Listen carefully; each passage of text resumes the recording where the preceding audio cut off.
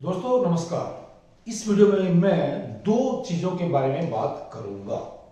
पहले क्या है एक्सरेज डिफ्रैक्शन, दूसरा है ब्रैग्स इक्वेशन जिसे हम ब्रैग्स डिफ्रैक्शन इक्वेशन भी कहते हैं। So first of all let's define X rays. So X rays are radiations like white light और लाइट। लेकिन खास बात क्या है एक्सरेज की कि एक्सरेज जो है इनकी वेवलेंथ व्हाइट लाइट से बहुत ही कम होती है, इसलिए इनकी एनर्जी बहुत ही ज्यादा होती है। क्या बोलते हैं कि X rays are high energy rays और रेडिएशंस। एक्सरेज की जो है फिर एनर्जी ज्यादा क्यों होती है? देखिए please E equal to h nu, ये फार्मूला है एनर्जी का। ये लीजिए एच सी और लैम्डा, तो इनका लैम्डा बहुत ही कम है, ये कांस्टेंट है, ये कांस्टेंट है, तो इसलिए एनर्जी ज्यादा होगी। वेवलेंथ कितनी होती है उनकी? वेवलेंथ रफली ये इस रेंज में रहती है, इस रेंज में रहती है, राइट। 10⁻⁸ सेंटीमीटर क्या होता है लैम्डा की वैल्यू है एक्सरेज के लिए, एक्सरेज के लिए। फिर दूसरी खास बात क्या है यहां पर कि जिस तरह से लाइट मिरर द्वारा रिफ्लेक्ट होती है, या जिस तरह से एक मिरर लाइट को रिफ्लेक्ट करता है, लाइट को वापस भेजता है, इसी तरह से एक्सरेज भी किसी सॉलिड क्रिस्टल के प्लेन से रिफ्लेक्ट होती है। ए प्लेन और you can say a surface of A solid crystal reflects X-rays like mirror reflects light. This is very very important। कि मान लेते हैं हमारे पास क्या है, जैसे ये हमारे पास बोल रहे जैसे उंगलियों में दिखा रहा हूं ऊपर से क्या है, ये सॉलिड सरफेस है यहाँ पर, ठीक है, और ये एटम्स के अरेंजमेंट से बना हुआ है। जैसे हम यहाँ पर दिखा देंगे, यहाँ पर प्लीज देखिए, ये एक हमारे पास क्या प्लेन है सॉलिड का, सॉलिड सरफेस है ये, इसके ऊपर एटम्स होंगे। ये दूसरा प्लेन है उसके नीचे ऐसे, ये दूसरा प्लेन है यहां पर,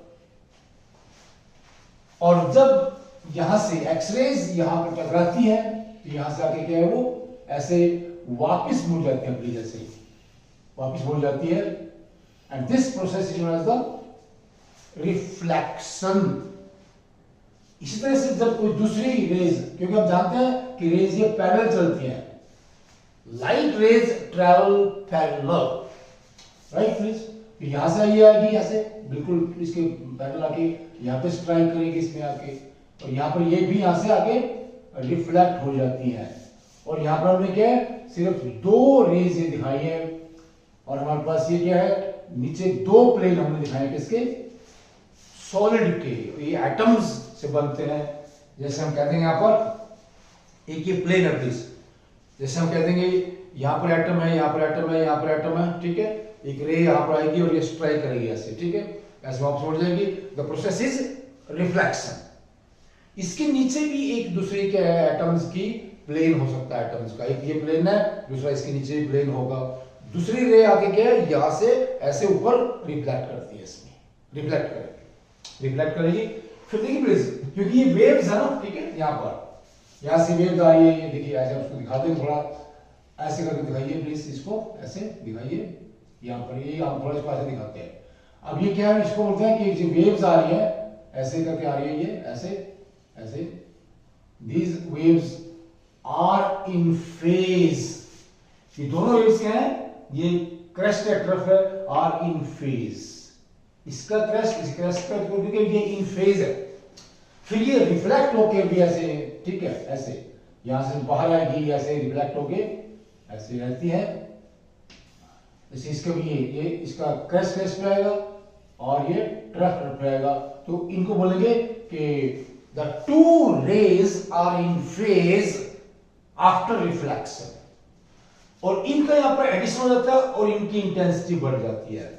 और ये कब होगा यहां पर, ये जो आपका एंगल है थीटा, एंगल किसको बोलते हैं, एंगल ऑफ इंसिडेंस। और ये है एंगल ऑफ रिफ्लेक्शन थीटा। जब इन दोनों की वैल्यू बराबर होती है तो यहां पर क्या होगा, मैक्सिमम रिफ्लेक्शन होगा।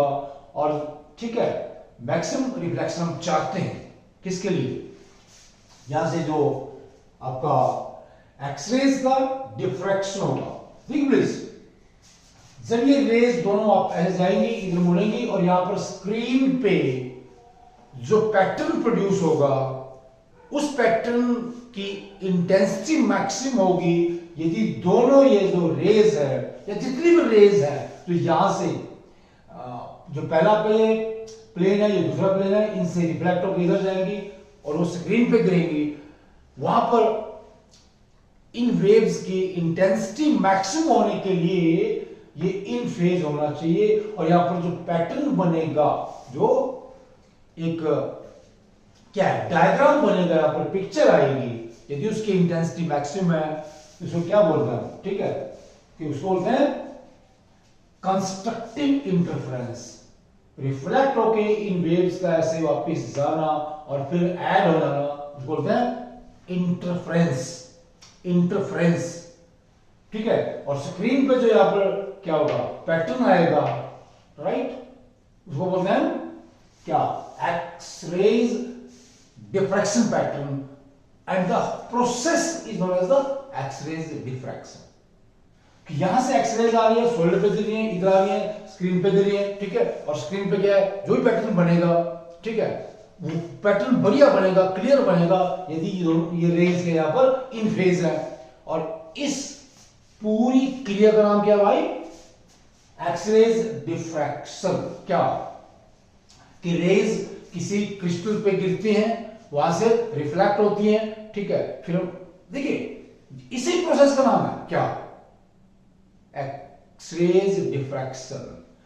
एक्सरेज का किसी सॉलिड पे आकर टकराना, वहां से रिफ्लेक्ट होना, ठीक है, the process is known as X rays diffraction.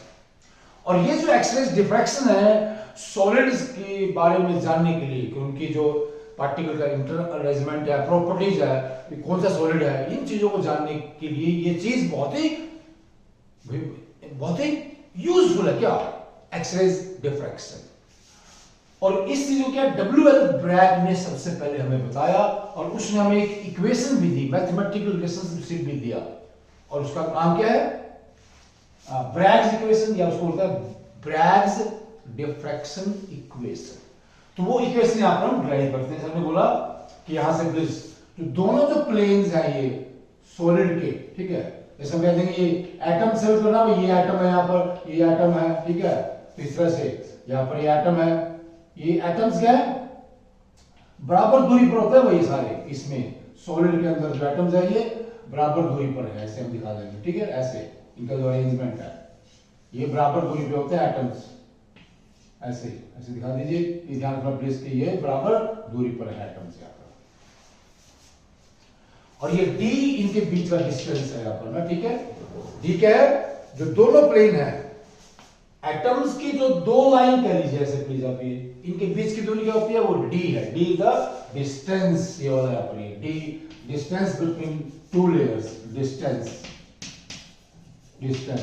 और यहां पर थीटा क्या हुआ, ये एंगल ऑफ इंसिडेंस है। और हमने क्या पाया कि जो एंगल ऑफ इंसिडेंस है, ठीक है, और ये एंगल ऑफ रिफ्लेक्शन है, जब ये दोनों बराबर होंगे तो यहां पर क्या होगा, मैक्सिमम रिफ्लेक्शन होगा। और दूसरी बात क्या है कि जब ये रिफ्लेक्टेड रेज इन फेज होंगी तो क्या होगा, कंस्ट्रक्टिव इंटरफेरेंस होगा, और जो डिफ्रैक्शन है वो बढ़िया आएगा, और जो हमें पिक्चर मिलेगी, जब पैटर्न आएगा किसका, सॉलिड स्ट्रक्चर का, वहां पर एक्सरेज की वजह से स्क्रीन पे वो उसकी इंटेंसिटी मैक्सिमम आएगी, या वो एकदम से बढ़िया आएगा, बढ़िया बनेगा डायग्राम हमारा, क्लियर। फिर हम क्या करना, देखिए प्लीज यहां देखिए, अगर हम यहां से इसके ऊपर इस पॉइंट से लेकर के यहां से आपका ये पॉइंट कर लीजिए, या ये पहले ये है आपकी ए बी सी, ये आपकी ऐसे दिखा देंगे, A B is the incident X ray, और BC क्या है, ये रिफ्लेक्टेड है, दूसरी में कह लीजिए A डैश, और यह देखो यहां से B डैश और C डैश, इस तरह से हम कर लेंगे। तो यहां से बी से आप लोग क्या परपेंडिकुलर ड्रा करते हैं, ऐसे जैसे प्लीज ऐसे आप परपेंडिकुलर यहां पे डाल देंगे परपेंडिकुलर, और ये एंगल भी आप लोग भाई थीटा आएगा यहाँ पर, ये एंगल भी थीटा है मैथमेटिकली प्लीज।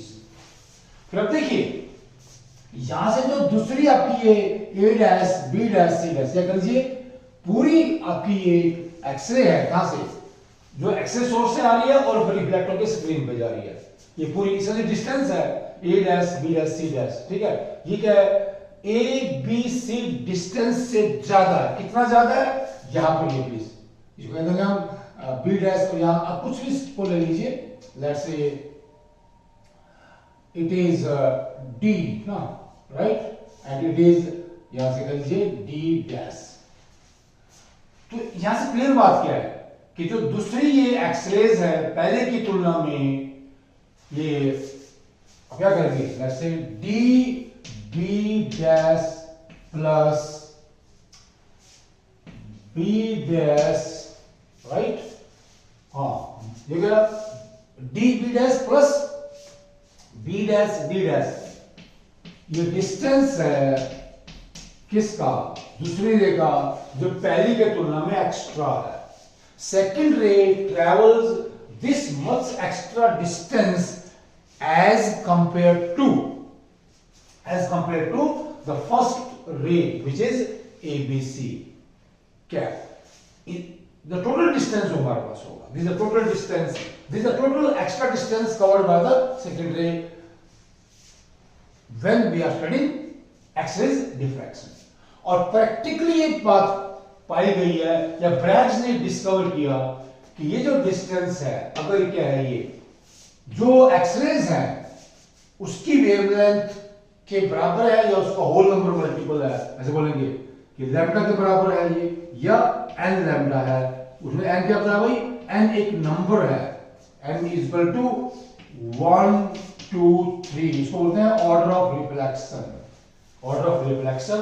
तो हमारा क्या है, देखिए प्लीज, जो इंटरफेरेंस है वो क्या होगा, कंस्ट्रक्टिव होगा, वेव्स जो ये रेज रिफ्लेक्ट हो जाएंगी इनका फेज फेज पे क्रैश क्रैश पे आएगा, तो जो इंटरफेरेंस है इनका एडिशन है वो कंस्ट्रक्टिव होगा, और हमें क्या मिलेगा, एक बहुत ही बढ़िया पैटर्न मिलेगा किसके ऊपर, स्क्रीन के ऊपर, और उसकी पैटर्न की जो इंटेंसिटी है वो मैक्सिमम आएगी कब, when this extra distance traveled by the second ray as compared to first one is equal to n lambda. Lambda is the wavelength of the X-rays, wavelength of the X-rays, and mathematically this distance dB dash is equal to d sin theta, ये भी है d sin theta, ये mathematically यहां से हम देखेंगे please, ये triangle बनी हुई है, यहाँ पर ये एंगल 90 है, ठीक है, इसमें भी एंगल 90 होगा, ये एंगल थीटा है, ये भी एंगल थीटा है, तो दिस डिस्टेंस मैथमेटिकली और ट्रिग्नोमेट्रिकली क्या आएगा, ये this distance is d sin theta, यहां पर हम इसको d sin थीटा है, ये d sin theta, please mind, ये भी क्या आता है, ये भी d sin थीटा है, is equal to d sin theta, लिख देंगे d sin theta plus d sin theta, और ये दोनों को जोड़ देंगे क्या बन जाएगा ये, okay please, 2d sin theta, 2d sin theta is equal to n lambda. अब इसमें देखिए प्लीज भाई, ये तो एक नंबर है कि सब यहां पर मैक्सिमम रिफ्लेक्शन होगा, n की वैल्यू अगर 1 है, ठीक है, इसको बोलेंगे फर्स्ट ऑर्डर रिफ्लेक्शन, ठीक है, फर्स्ट ऑर्डर रिफ्लेक्शन, n की वैल्यू 2 भी हो सकती है, अगर 2 है तो बोलेंगे सेकंड ऑर्डर रिफ्लेक्शन। तो इसमें क्या है, d थीटा लैम्डा, तो तीन चीजें हैं प्लीज, तीन चीजें हैं। थीटा हमें मोस्टली पता होता है एंगल ऑफ इंसिडेंस, या हम इसको रखते हैं, ऐसा एंगल रखते हैं यहाँ पर, ठीक है, ऐसे एंगल हम सेट करते हैं यहाँ पर ये मैक्सिमम रिफ्लेक्शन हो और जो आपका इंटरफेरेंस है कंस्ट्रक्टिव हो, ठीक है। तो थीटा हमें पता होता है, एन अगर ए का मान लिया, यहाँ से क्या है, अगर हमें लैम्डा पता है तो हम डी निकाल सकते हैं, तो कई बार अगर हमें डी पता है तो ऐसे लैम्डा निकाल सकते हैं। ये जो मैथमेटिकल इक्वेशन है इसका नाम है ब्रैग्स डिफ्रैक्शन इक्वेशन या Bragg's equation simply mathematically, and this equation is highly useful in knowing the arrangement of atoms or molecules in different crystals, in different solids. अब वो कैसे करते हैं, वो टेक्निक क्या है, वो एक अलग विषय है। तो यहां पर हमने इस वीडियो में क्या डिस्कस किया भाई, एक्सरेज क्या होते हैं, एक्सरेज डिफ्रैक्शन क्या है, और ब्रैग्स इक्वेशन क्या है। सो डब्ल्यूएल ब्रैग ने ये हमें क्या दिया था, एक मैथमेटिकल फार्मूला दिया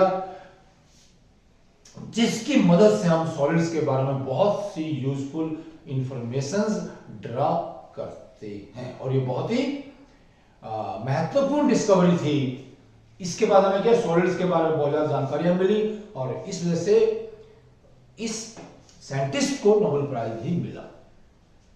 ओके प्लीज, थैंक्स, नमस्कार।